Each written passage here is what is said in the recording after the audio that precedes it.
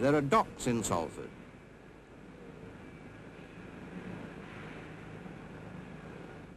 There are bleaching works, dye works and cotton mills. 172,000 people live in the city. 132,000 are men and women of working age. There are 22,000 people of pensionable age. And 40,000 children, children who can never know when spring comes. There are no trees and no flowers on Primrose Hill. I came back to see what changes there were in Hankey Park, where Love on the Dole was written 22 years ago, a district that gets its name from Hankinson Street. Very little seemed to have changed. I found the same grim backs and the same drab fronts. The same houses, but 20 years older and that much worse. Many of them were condemned years ago, but they're still lived in.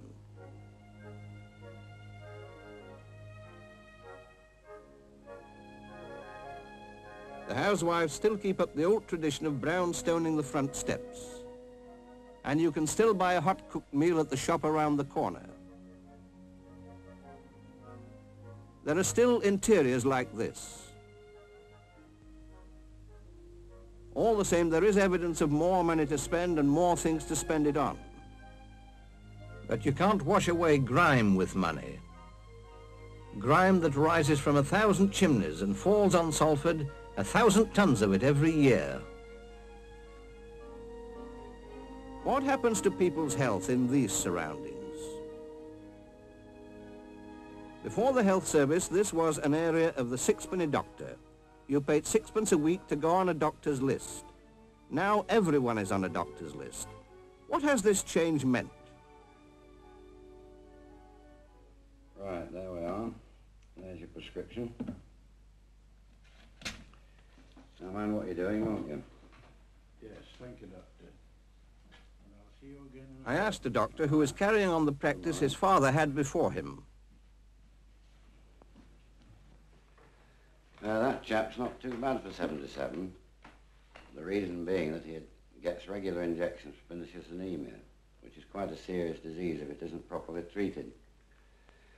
Before the health service, my father, who was here for 40 years before me, must have known many cases of this and other diseases which weren't adequately treated because the patients thought they ought to pay as a fee. We never insisted on this, and of course they could have gone to the hospital, I suppose. But nevertheless, many people didn't like the idea, and consequently they didn't attend regularly and went about in a chronic state of ill health.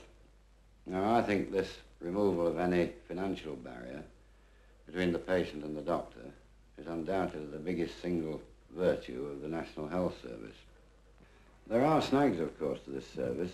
Many people, many more people than before, now come to these surgeries, and we do frequently get very full surgeries with 25, 30 or more patients in. They seem to look upon the visit to the doctor as part of the shopping call in here between going to the butchers and the grocers. And what's more, they demand things from me rather than asking for an opinion, which is my job. They're in a very small minority, but nevertheless they cause a disproportionate amount of trouble. In spite of these difficulties, I think the general practitioner can now do very much more for his patient than he did before. Many doctors are pleased that people can visit them more freely. They say they can discover disease at an early stage, but it often means a long wait just to get a prescription. And the prescription has to be made up. Every year, more than 200 million prescriptions are dispensed in Britain, and not all of them by doctors. Recently, many of my customers have asked me to prescribe for them for their minor ailments. This I have done, and they are quite happy to have me both prescribe and dispense a bottle there and then, and they express the point of view that it's mainly because of the time of waiting in the surgery. Men in particular have made this point, and they are rather afraid of losing some of their wage by the time spent in surgeries. Some people are too ill or too infirm to be able to attend the doctor. And for them there is another service, the district nurse who looks after them in their own home. In weather like this, her hands are very full, particularly with cases of bronchitis among old people.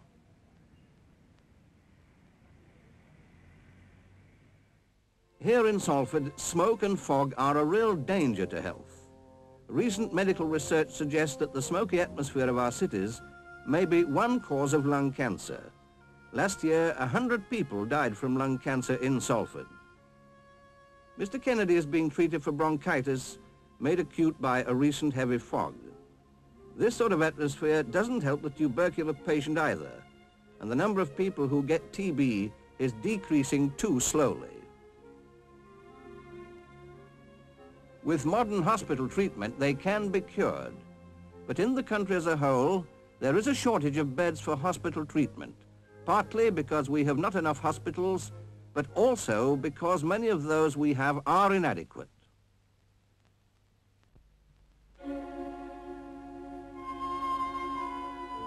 Is it possible to carry on modern treatment in a hospital like this, where to reach the operating theatre, a serious case may have to be wheeled across a bridge in hail or in snow?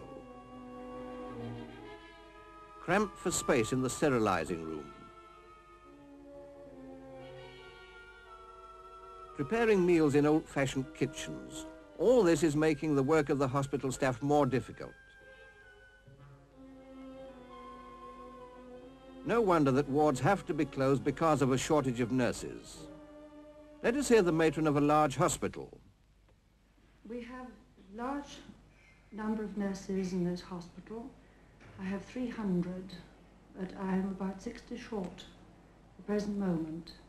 These are very grave shortages, and sometimes I just wonder how we're going to improve things or what we can do. Sometimes I think that the reason why we have our difficulties are because girls who leave school between the ages of 15 and 16 must do something towards filling in their time before they're able to commence their training at 18. And very often, in spite of the fact that they long to be nurses, they do other things and then perhaps lose interest or lose the urge to come into hospital. We have quite good cadet schemes coming into operation, and there's no doubt about it that these are helpful, but they're not enough. Conditions are vastly improved nowadays, but the nurses that we have here are far too overworked, and therefore they have very little time for their studies, become overtired, and also become disheartened. The shortage of nurses is making it harder for those who have stuck to the job. But the shortage may not be due entirely to unattractive wages and hard-working conditions. Nursing has always been a vocation which calls for great personal devotion to the sick.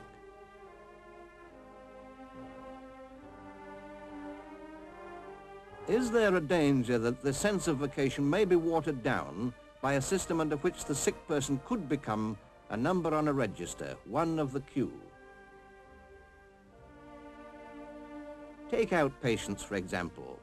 How often have you had to wait for hours on a hard bench in a drafty corridor? In Salford, the outpatients departments have been organized to avoid this waiting time. Patients are called to see the specialist by appointment.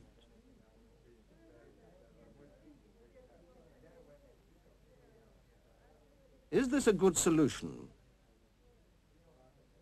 I asked a doctor. We have an appointment system in our hospitals, which means that a patient only has to wait quarter of an hour to 20 minutes, that's in theory anyway, before he sees the consultant. This seems all very well on paper, but it does mean that in many cases one fails to secure an appointment for a patient for anything up to 7 or 8 weeks. The old system, whereby a patient was sent to the hospital by his doctor and saw a consultant after waiting, say, anything up to 3 or 4 hours, which didn't matter a great deal when, after 3 or 4 hours, he secured an early diagnosis which relieved the anxiety he would have felt for all these weeks waiting and worrying about his health. The reasons for this state of affairs are several. Firstly, there's the increased demand of the public for hospital services. Then, in the old days, the consultants started early in the morning and worked until 3 or even 4 in the afternoon until they'd seen all the patients the general practitioners had sent them. Today, the consultants start at a fixed time. They have so many appointments allocated to them, and then they are finished. Of course, I do believe that none of this would have come about at all if it hadn't been for the clamour of the newspapers and the politicians. Most of us were perfectly satisfied with the old state of affairs. However, there's some hope for the future, because in Salford we have formed a committee which consists of representatives of the general practitioners, of the municipal health services who originated this idea, and of the hospital management committees. And we have done many things to improve matters for both the patient and for the general practitioner. For instance, there's the bed bureau. Bed bureau here? Yes, doctor. And the patient's name? Any doctor in Salford with a patient needing to go into hospital can telephone the bureau and most times find a bed. The bureau covers all the hospitals in the city, and on its walls are charts indicating the state of every bed in every hospital. Yes, there is a bed on Mr. Brown's ward at Hope Hospital. Temperature, 103. Within 15 minutes on average, the doctor will get a call back to confirm that the hospital has accepted his patient. The hospital X-ray service is also available to the general practitioner. If he wishes, a telephone call will bring him a report within a few hours. Of urgent importance, the lumbar spine is clearly shown, and there does not appear to be any evidence of a fracture. If a patient needs a blood count, or if the doctor comes across an infection he cannot identify, the hospital laboratory service is there to help him.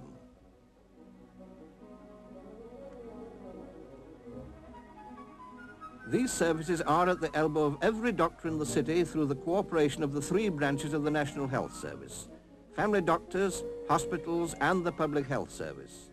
It's working well in Salford, but is there room throughout the country for more cooperation between these 3 branches? Many doctors say that this is the greatest weakness of the National Health Service. I raised this question with the Medical Officer of Health. Cooperation is the keynote of the National Health Service today. There can't be enough of it. Indeed, I think instead of 3 branches of the National Health Service, there should be 1 branch only responsible for all services for the health of the people. My job as a medical officer of health is to promote the health of the people by better health education, better nutrition, better housing.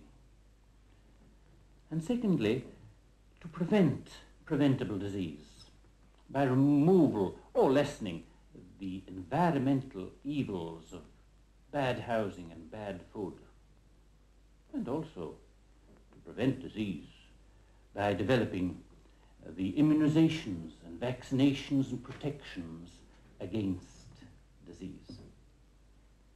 Not so very long ago, there was much bad food, bad drainage systems, dangerous diseases like diphtheria and rickets.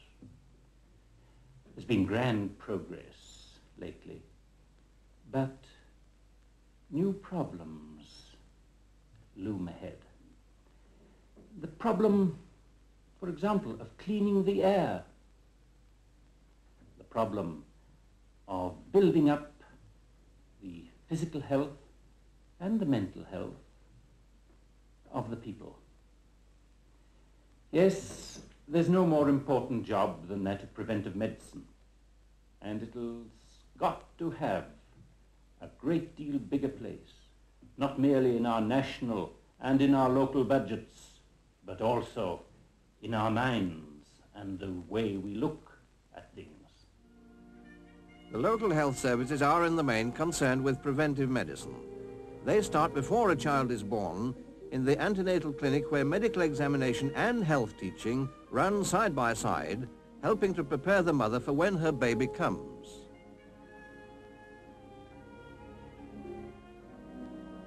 If she is healthy and if the birth is a normal one, she can be attended to at home.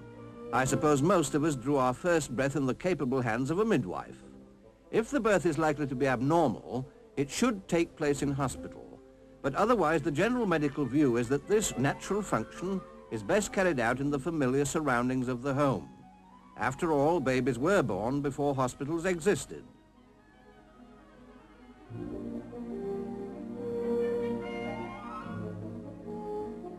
In their early years, many babies are brought to the child welfare clinic, where a regular watch is kept on their progress. But some people say that these clinics could easily lead the mothers to worry too much about their baby's health. They say a confident mother with plenty of milk for her baby is more important than a weighing machine. One job of the medical and nursing staff is to inspire this confidence. Through the school health service, the child's health is watched over by the local authority until it's time for him to start work as an insured person in his own right.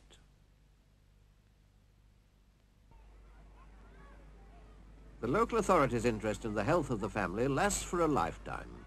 Health visitors coming to people in their own homes give advice and help on any problem of family health. In Salford, the health visitor service is a matter of local pride. I went with Nurse Brooks on her daily round. Hello, Miss Haney. How are you? Oh, fine, thanks. How's the new house? Oh, smashing. Oh, I'm very glad. Mrs. Haney's been very unfortunate. Just like Mrs. Clark we're going to see now. Her husband died about 4 weeks before this last baby was born. She's got 8 other children, and she did lose 3 of her babies when they were infants. Altogether, they're a very nice family, but they have had a lot of accidents recently. So?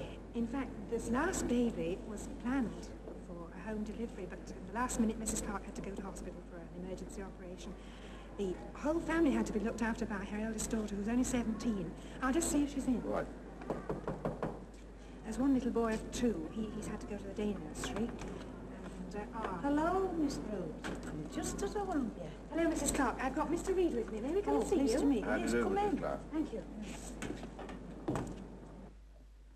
Sit down, Mr. Reed. It's cold, isn't it? It is, by Jove. Thanks very much. Oh, it's a lovely baby. And she look well. She does look well, yes. Yes. And she's only 6 weeks old. 6 weeks old, 7 weeks old on Thursday. 7 weeks old, yes. Yes. She's fine. Yes. And how are the rest of the family? They're all fine, but little John, I'm very worried about little John. He seems to be fretting. Why, what's the trouble? Well, we have to watch him. He hits the baby and does, and when he goes to bed at night, he won't stay in the bed. He comes down and he asks if his mama's still at home. Wonder what it is. Well, you know, so many bewildering things have happened to John in the last 2 months. Yeah. Losing his father, and then you went away to hospital. You know, he came down one morning and just found that you'd gone. Yes. And then you came home with a new baby. I think that he'll get over this, but the thing for you to do is try to reassure him all the time that you aren't going away again to leave him. Yeah, I do, you know, I do tell him that his mama won't go away no more, you know. If you hadn't settled down so well in the day nursery, I'd suggest that he came home again to you. Perhaps when you're feeling a little stronger, you have him home with you, and he'll see more of you. All right, Miss Brooks. Yes. Now, about the baby. What do you think about the immunisation? Well, I want her immunised, but I was wondering when to bring her up. In another health visitors district, I asked Mrs. Morris whether she liked the health visitors. No, I don't, for one reason. They try to domineer married people who have a lot of children. They've no kids of their own. And they're sending bits of girls round who's not married. They know nothing, but they try to tell you what to give your children. And because I have 9 kiddies and I'm for my 10th, they try to tell me to go to birth controls and things like that, which I wouldn't do. Not for any of them. And when they come near this store, I always insult them because I don't like them. But most housewives agreed with Mrs. Hall, and from her I received a very different opinion. Oh, I think they're really marvellous. You see, my mother died when I was quite young, and my sister isn't married, so we didn't know what to do for the best. And after I'd been home a couple of days from hospital, the health visitor came, and my husband and I had a nice chat to her. She told us all the things that we could do at the clinic. They weigh the babies for you, they give you all the advice on the feeding, and And did you take the baby round? Yes, I decided to have a try, and believe me, they've been marvellous in every way. They've helped us, and oh, it's really marvellous.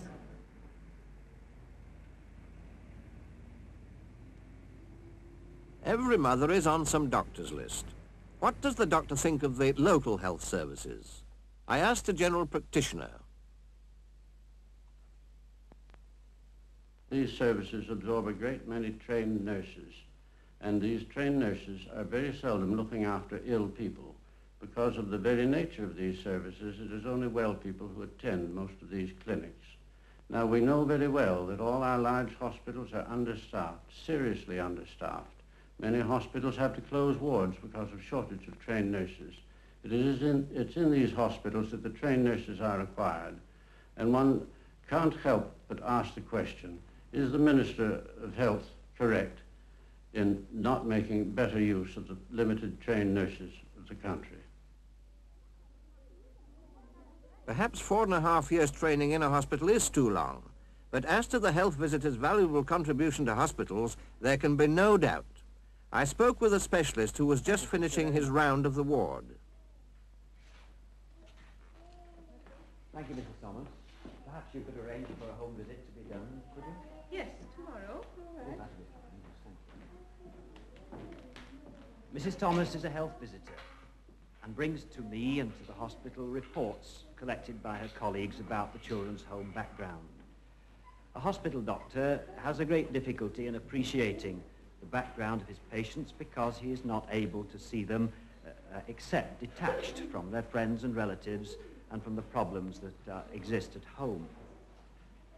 But to have reports brought to us and also to have our instructions interpreted to the parents and to the household makes the understanding of a child's illness very much easier. This liaison between hospital and home is surely something that our medical service should provide all over Britain. The care of old people's health is also the concern of the local authority. Breathe in deeply and out. Not only treatment in clinics, but treatment in their own homes. Miss Crew is 74, and like many old people, she can't look after her feet, so she is being attended by the chiropodist.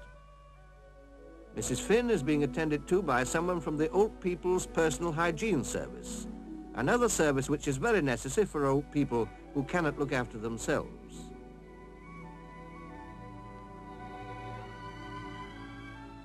But perhaps the most necessary thing of all is just that someone calls to see them. Like the home help who comes in every day to look after Mr. Wilkinson. For him, it's not the housework she does that counts, but the friendly human contact. For who can bear to feel himself forgotten?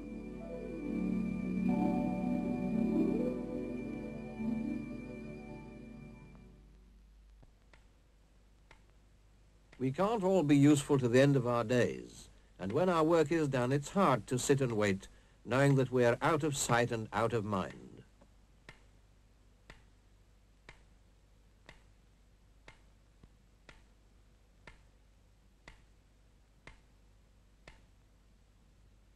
It's understandable that many old people bitterly resent the idea of going to an institution. I like being by myself. This is my home. I've been here 45 years. Yes. I want nobody. Don't bother with anybody. People are false if you say anything to them. You can't trust them. Yes. I'm all right here on my own. Of course I am. The problems of old age are many, and among them, perhaps aggravated by loneliness and boredom, is mental breakdown. Salford's medical officer of mental health had this to say. Mental health is the greatest public health problem in this country today. Nearly half, 46% of all hospital beds are devoted to the care of the mentally ill and the mentally defective. This is an increasing problem. Each year, more and more people are admitted to mental hospitals. Now, there are a number of reasons for this, but two of the most important are, first of all, we are an aging population. and the incidence of mental illness in the very old is higher than any other section of the community. The second reason is readmissions are increasing every year. And I think the reason for this is that a patient is taken out of adverse social circumstances where he has broken down and admitted to mental hospital, where he has all modern care and attention. When he is discharged from hospital, he goes back again into the same social conditions as he left from. I think that the answer to this is a good home social work service, in which the social worker visits the home, sees the relatives and friends of the patients, and shows them how to look after the patient when he comes home again. Shows them how to help the patient to readjust to home conditions. In addition, the social worker can fit the patient into suitable employment, can see that the lonely patient is introduced to a social club.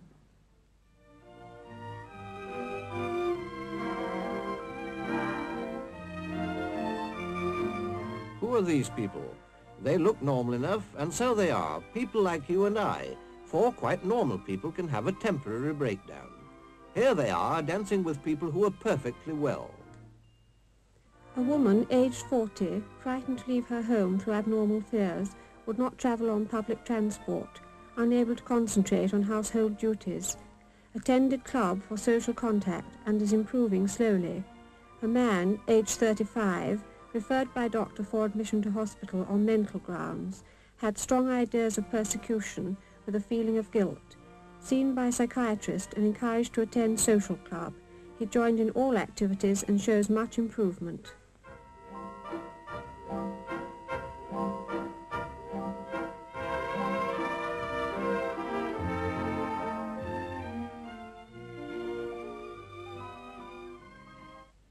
For those who require more frequent contact, there is a day clinic. Even the simplest activities carried on with those who are not sick can help a great deal. How does mental trouble arise? I asked the child psychiatrist attached to the Salford Health Department. We are being faced with enormous problems of mental ill health, not only amongst adults, but also in our children. Signs of emotional disturbance can, and often do, show themselves within the first few months and years of life, and their early detection and treatment may do much to prevent the later development of more serious illness. It may surprise many people to know that children are being brought to clinics such as ours, which is run in conjunction with maternity and child welfare centres, at the tender age of 12 months or even less, with complaints that are primarily of psychological origin. These are usually expressed, of course, as disorders of feeding or sleeping. These neurotic illnesses in infants are often the result either of some upsetting and overwhelming event that has happened to the child, usually, sometimes anyway, avoidably, or to a disharmony in the relationship between mother and child. A happy mother will have a happy child. She's also likely to have a healthy child. But can a mother give her children a healthy start in life in these surroundings? Has she been equipped with the knowledge of how best to feed and rear her children? Can a home like this provide the security, the love and the happiness which go to build a healthy person?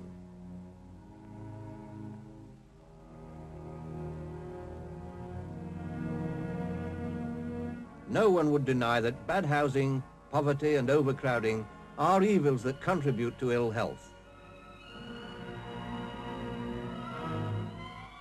Well, slowly we are clearing the slums, but moving into a new house will not necessarily bring with it the knowledge of how to live healthily. We still have a lot to learn, and in Salford, health education is being carried out in many ways. This Mothers Club is one result of the health visitors' work in the home. To you that children's feet, unlike adults' feet, have not got hard bone structures, but they're little bits of gristle, and the spaces between the joints, instead of as in adults, close together, are greatly spaced. That no matter how they're distorted by these tight, small, shrunken woolen booties or tight footwear, they don't feel pain. And that is a significant factor. You've no warning. If a child cried out in pain because these things were hurting, you would naturally do something about it. Through the enterprise of a local newspaper, a children's health club has been started. The mayor came to enroll new members and to present them with club badges and rules of health. Perhaps it is only through the young that we can hope to create a healthy nation.